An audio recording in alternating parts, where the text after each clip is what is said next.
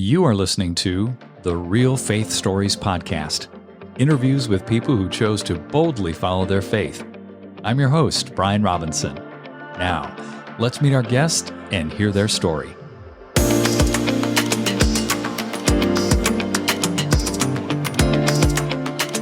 Susan Flemming, welcome to Real Faith Stories. So good to have you on the program today. Thank you so much for having me. I'm so excited to be here. I am really honored to be able to speak about your personal story, as well as I'm sure we'll touch on some of your business story. What I'm going to do is ask you to share a little bit about yourself, your upbringing, how you came to faith. Then we're going to dig into your experiences as a therapist and how that led to burnout. And then through your crying out to the Lord, in the midst of that, how he shifted some things pretty dramatically and drew you very close to him. It's really interesting how when I typically share my story with people, I kind of keep it at a distance and don't get too vulnerable and, keep it usually related to business and what I'm doing now and that sort of thing. And just in praying about this conversation, the Lord laid some things on my heart to share that I've never spoken about publicly. And I believe that there is someone, or maybe multiple someones, but at least the one, right? Because he goes after the one. There's someone listening who needs to hear more depth. Because I think so often we can hear someone's story and say, oh, good for them. Or, God did it for them. And maybe they don't say the rest of that sentence, but the rest of it is, but he won't do it for me. Or they think, I'm too far gone. And I know the listeners can't see me, but I'm blonde-haired and blue-eyed, and that in itself comes with a lot of expectation, I think, of maybe what my experiences have been. And I just really felt the Lord telling me that I needed to share some deeper things. So here we go. Like you said, I am a therapist, and again, just the way that I look. When I first started in therapy, I was working for an agency that did counseling for foster children and trying to reconcile the children with their parents. And I would quite often get the response, because given the area I was working in, I didn't look anything like the people I was working with. I would often get the response of, what do you know about hard things? And, there would be times where I would just let that go and move on. And then there were other times where the Lord said, tell them. And again, I just feel like there's somebody listening who's going to say, what do you know about it? If I just stick to talking about business. But the only memory I have of my parents together is when I was 6 years old and they were fighting. They were yelling and there were loud noises. At the time, I didn't know exactly what it was, but I knew something was happening. And I remember running downstairs and watching my dad leave out the driveway. So my parents were splitting up. And, I know that's not an uncommon thing for people these days, but it's still hard. And I just want to acknowledge that for somebody. If your parents are divorced, regardless of your age, it's hard. But during the next couple of years, as my parents were going through this, my mom, now a single mom with 2 little kids, there was struggle. And of course, she was working multiple jobs, trying to pay the bills. And my sister and I would often stay with different relatives. And in that 2-year period, before she got remarried, I was sexually molested by multiple family members that we were staying with. And my parents didn't find this out until I was 16. So about a 10-year period there where I didn't tell anybody. And they found out at 16 only because I had to tell the psychologist that was giving me an evaluation because I was sitting in a jail cell. So I get hard. I get life being difficult. I understand that things happen that are out of your control. But I'm here to tell you today that there is hope, that you do not have to be a victim to your circumstance. The journey isn't easy. We're not promised easy. But what we are promised is that He never leaves us. He is in it with us. And I didn't know that for a very long time. I prayed that sinner's prayer at a very young age and thought life will be good now. I think a lot of people do that. We think that, when we get saved, then there's no more hard stuff. Yeah. And I didn't really have anybody in my life to disciple me or mentor me or walk me through, okay, now this is what it looks like to really be reliant on God and have a relationship with Him and do life in partnership with Him. I didn't have that. And so in my mid-30s, after a lot more hard things, by that point, I had been married and divorced. I had a small child of my own. I had attempted suicide a couple of times, and I was finally in a place to surrender. And again, I didn't have a grid for what that really meant, but I knew I couldn't keep going like I was going. The way I was doing things wasn't working, and the Lord wanted to show me a better way. So I say I got saved early, but I really, really didn't come into relationship with Him until about 8 years ago. How'd that happen? I was already a therapist at that point. You would think I would have some answers. I think we're expected to know all the things, and I did know all the things, but that didn't necessarily mean that I knew how to apply them to my own life. So I was just kind of duct taping things together, here and there. It's like, oh, let me try this technique. Or, we teach in therapy, you get a lot of coping skills, right? And so you're basically teaching people just how to deal with things, how to deal with life, how to cope with life, not actually make it better, not really getting to the root of what is the problem and how do we fix it. And I felt like I was just giving out a lot of Band-Aids and not really helping people. And the Lord directed me into online coaching, and that felt so freeing. That was just a whole new world of suddenly I can talk about what I want to talk about, and I can give real solutions, not just Band-Aids. And, because within therapy, when you're licensed, it's really restrictive, and you can't talk about, or at least within the state of Georgia, we can't talk about God or anything like that unless the client brings it up first or if they ask for it. But I was just sitting there day after day, hour after hour, each person that came in, and I'm like, I just want to tell them about Jesus. Like, He can heal all these things. Yeah. And I couldn't say anything. And so moving into online coaching, it was much more exciting, much more free. And I thought, okay, this is the thing that I'm supposed to be doing. And man, after just a few months, I hit a wall because I was doing all these things in striving, in performance, doing these things out of the mindset of I'm doing this for God instead of with God. And I didn't know the difference. It's a huge distinction. It's entirely different. And so in that process of burning out and hitting this wall and coming to the end of me, because I was just doing something for God, what He started showing me is my whole life had been for other people.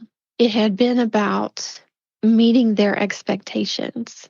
And I learned from the trauma that I had endured in my childhood, I was believing I'm not enough. So let me figure out with each person that's in front of me, let me figure out what it is they want and give them that. And I was so good at adapting and becoming what you wanted me to be that I didn't know who I was.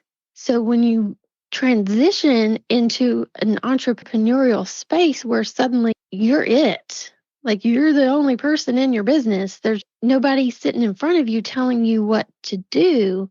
It was suddenly like, I don't know how to figure this out. I don't know who I am, and not knowing my own identity, I don't know my value.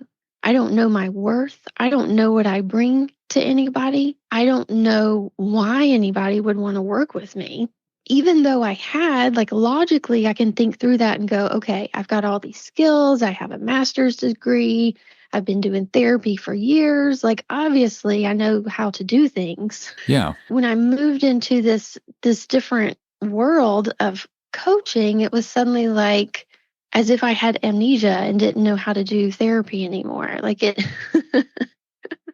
I can relate to that totally. Yeah. I had an experience, Susan, where I was asked by a friend of mine who's a world-renowned marketer to present the tenets of my book, The Selling Formula, to the people that were following him. It was a webinar. Mm-hmm. And I wrote the book. I should know my stuff. Right. When I got on the webinar, it's like I went brain dead. Yeah. And this voice in my head, and I've shared this on a podcast over a year ago, but the voice in my head was saying, "You are really effing up." Mm-hmm. I'm like, what? What is going on here? And thankfully, he engaged me in some questions, which knocked me off high center and allowed me to get refocused. But I know that feeling, having performed for years and then getting in front of somebody where you just want to share your truth and you don't know what to do. Is that what you're saying? That was exactly it. I didn't really know that I didn't know who I was. And so in that moment of what do I really have to share with people? What do I really have to give? If I have to talk about me and not what I do, I saw those as the same thing. Like if anybody ever asked me, tell me about who you are, I automatically went into, well, this is what I do.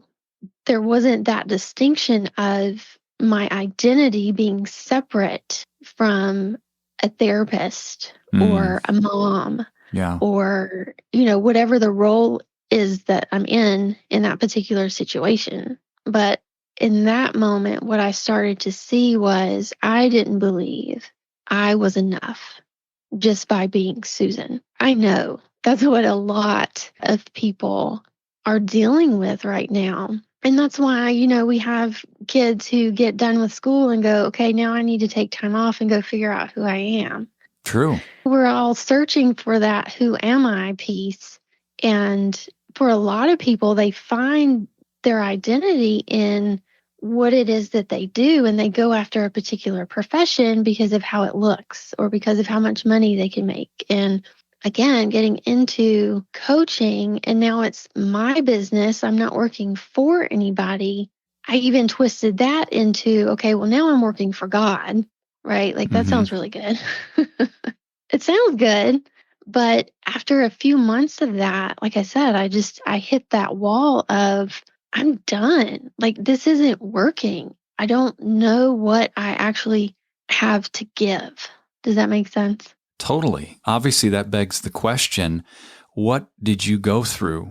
What did you have to experience to finally get a sense that it's not about your performance and about what you know and what you do, but who you really are and who God made you to be at your core? Yeah. How'd you make that transition? I think the easiest way to say it would be that Jesus wooed my heart. And I think maybe some guys will probably hear that and go, okay, that's not for me. But we are the bride, right? Regardless of gender, we are the bride, and our bridegroom is wooing us. He just wants to love us. And because of the things that I had dealt with the sexual abuse and other trauma along the way, I didn't know how to receive love. And that's where he started with me of just let me love you. Like we'll get to the other stuff. It's not going anywhere. We'll get there. But can we just start with, I want to love you. I want relationship with you. And that was super scary. That was so scary at the thought of being that vulnerable with anybody, much less to talk about Jesus, to think of just sitting face to face with him and looking him in the eye and just being me and somehow believing that that's all he wanted. What was that like? What were the first experiences of pressing into that? It was super intense. What act did you take? So I had a friend at the time. She had a relationship with Jesus. Like I had no grid. I did not understand it at all. And I knew just by watching her, listening to her, hearing her talk about God as if like he's just like she would talk to me, right? Like he's just sitting there with her and they're having conversation. And I'm like, that is the weirdest thing ever. Yeah. It was so foreign to me, but I knew that's what I needed. I knew there's something so different about her. I don't know what it is, but I know that's what I need. And so I went to her and I said, can you just, I don't know, is there something you can tell me or teach me? Like, how do I do that? Mm-hmm. And just very simply, what she told me, she said, how I started this process is I just went and sat on my bed and I closed my eyes and I imagined that Jesus was sitting there with me. And we just sat there. And I'm like, okay, maybe I can do that. I don't know. We'll try it out. So that's literally what I did. I avoided it for a few days, maybe a week. And then finally I woke up one morning and just slid off the side of my bed and just sat there in the floor. And I closed my eyes and I said, Jesus, if you want to love me, here I am. I mean, I'm sure you can hear my voice just get so emotional about that first real encounter with him. What'd you experience?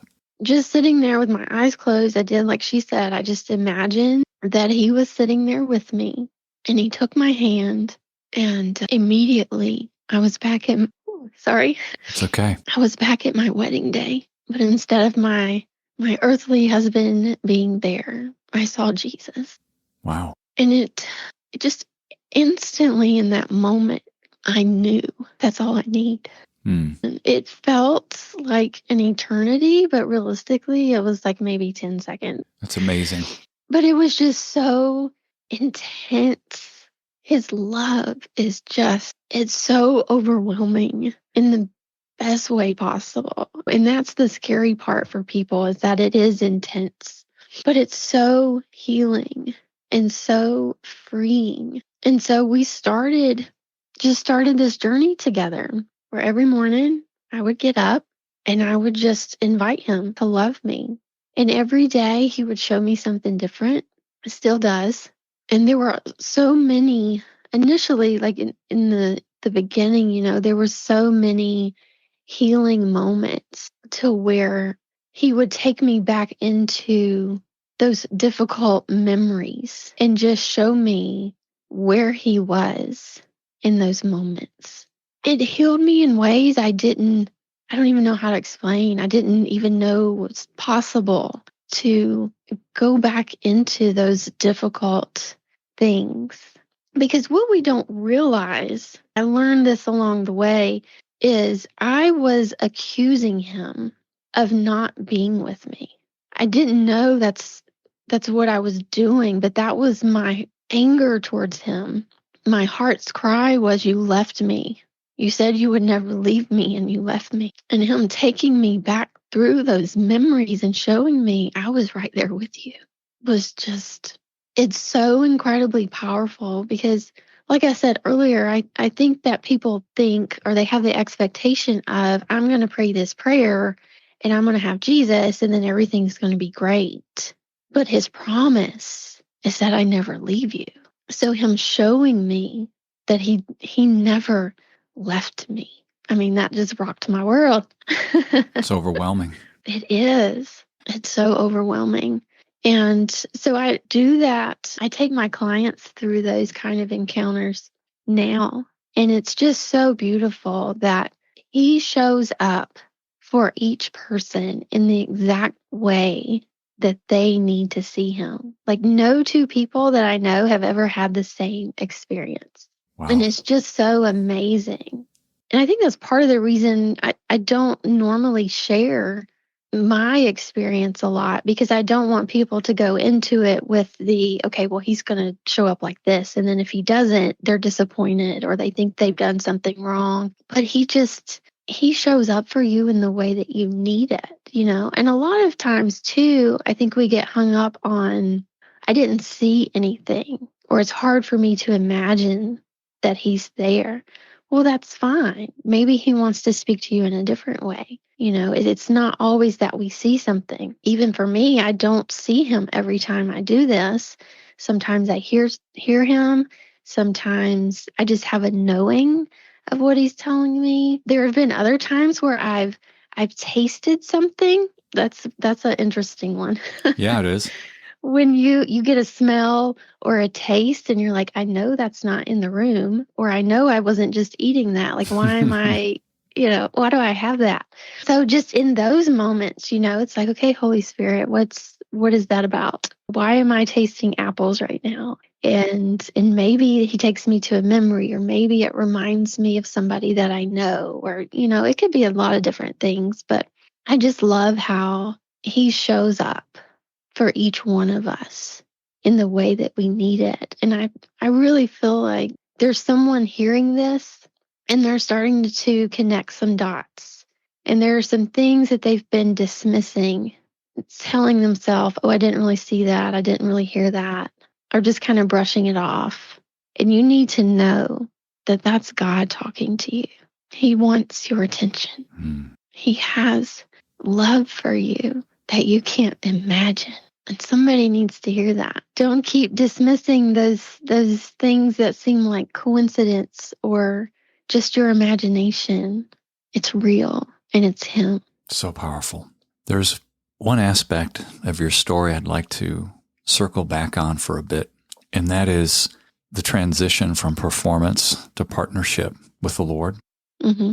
As you started this process of healing and sitting before the Lord, what was occurring on the outside with regards to your coaching and previously feeling like you didn't have an identity that you could pull from? How did that shift? It's interesting because from the outside, I think people would have seen what was going on in my business and been like, yeah, she messed up because everything is falling apart. It was a mess. It was a mess. But I cannot tell you the joy that I had in that mess, and just the perspective shift that I got in him showing me. I think of Peter getting out of the boat, right? And how when you look at the circumstances, it looks like a mess. It looks like you're sinking. It makes no sense to the outside world. But when you keep your eyes focused on him, that's when you walk on water. That's the transformation. That's the intangible, tangible thing that you're like, I don't know what this is, but I know it's exactly what I needed. It's heaven on earth. It is. That's what I really learned in that season, is to keep my eyes on him, regardless of what's going on around me. I'm not going to say it's easy, but it's simple. And it takes, I think, just continually bringing your awareness back to him and knowing he's not going anywhere. And if things look like a mess are going on around you, there's purpose in it. What you're touching on here is just consciously being aware. And we are so autopilot oriented, aren't we? Yes. That it takes effort to be consciously aware. And basically, it's kind of like someone gently grabbing your chin and continually turning it in the right direction. It's like, no. Yep. No. Come over here. Look over here again. That's such a beautiful picture, because he is our good father and we are the child, right? We're the children of God, not the adults of God. Right. Oh, that's good. That's really good. We've got to get back to that childlike state. And it doesn't mean immaturity. I would argue it takes much more maturity to intentionally choose to be childlike. But it's that beautiful picture of he's just gently turning your head back to him. That's the thing, is I think we're so used to things being forceful, right? Everybody wants your attention. And God's like, I'm not competing with that. He's not forceful at all. You have to be so intentional to create this space right? To Mm-hmm. make room for him, to just sit with him. I'll tell you, when I first started doing that, those first 6 months, out of everything I've already told you I've been through in my life, those 6 months were probably the hardest 6 months of my life, and yet the most joyful at the same time. To be sitting still. Mm-hmm. I hear that over and over. I've experienced it myself. Tell me if this doesn't resonate with you, Susan, with regards to just being still. We have 8 children, and I remember having to spend my time seeking the Lord in the back bathroom of our house early in the morning so nobody would bug me. Mm-hmm. And I remember when the Lord invited me into spending 30 minutes in absolute silence before him. So I've got the toilet seat closed. I'm sitting in the bathroom and trying to get some quiet time, right? And I remember my mind just bugging me so badly. Say something, pray something, read something. And no. And finally, my mind would give up trying to ping me to do something. But then what would happen, and it might be like the last couple minutes, or it could be more than that, I would start feeling this incredible courage rise up. And I can do all things through Christ sense. And it wasn't anything from this world. Mm-hmm. I had nothing in me that could have mustered that up. Does that resonate? Absolutely. It's the surrender is part of it, I think. But there's also an element there of dominion. The first place we have dominion of is ourself. That's so good. So it is that taking the thoughts captive, having dominion over your emotions, your thoughts, whatever distractions there may be, because a lot of time it is you yourself being the distraction. That's so true. Right? Like you said, your mind just wouldn't stop. And that was totally me. That's how I made it about 10 seconds in that first encounter, because my mind wouldn't ever stop. There was so much distraction just from within myself because I didn't know how to just be still and quiet with myself, much less anybody else. So you do have to get to that point of surrendering your will. And to do that, you have to take dominion of you. You have to have dominion of your will to surrender it. I think so many people don't recognize that their will, they've given their agreement to the enemy or to someone else. I know for sure that was me. Like I felt totally victim to my emotions and my thoughts. I thought all of that was out of my control. That's just how I was. I can't do anything about it. We all have these stories of, well, this is just who I've always been, or this is how my family is, right? I accepted those things, and I had taken that on, and it was like, well, my grandmother dealt with anxiety. My mom dealt with anxiety. Of course I'm going to have anxiety. Like, why wouldn't I? And I just accepted it. What a great lie. It's the great lie of our enemy, of our soul, right? Because he doesn't want us to surrender to anybody but him. So when we make that intentional choice to say, Lord, not my will, but your will be done, there's nothing Satan can do about it. He's done. That's it. Yeah, if he can get you to go down the same well-worn path as everybody else in the family and generations, and to say the same things everyone else has said, to believe that that is your lot in life, he's got you. Yeah. But there's a better way, a more excellent way, as Jesus said. How can people find out more about you, Susan? I am on Facebook, or you can go to my website is heaventoearthllc.com. There's all kinds of stuff there about me, what I do, who I am, any way that you want to connect with me. That's probably the best way to do it. And I really just pray that in sharing this, that people hear the hope in it, that the hope would be bigger than the hard. Because it's hard. I know that it's hard to make that initial decision to say, I want to do something different, and then to actually put something into action.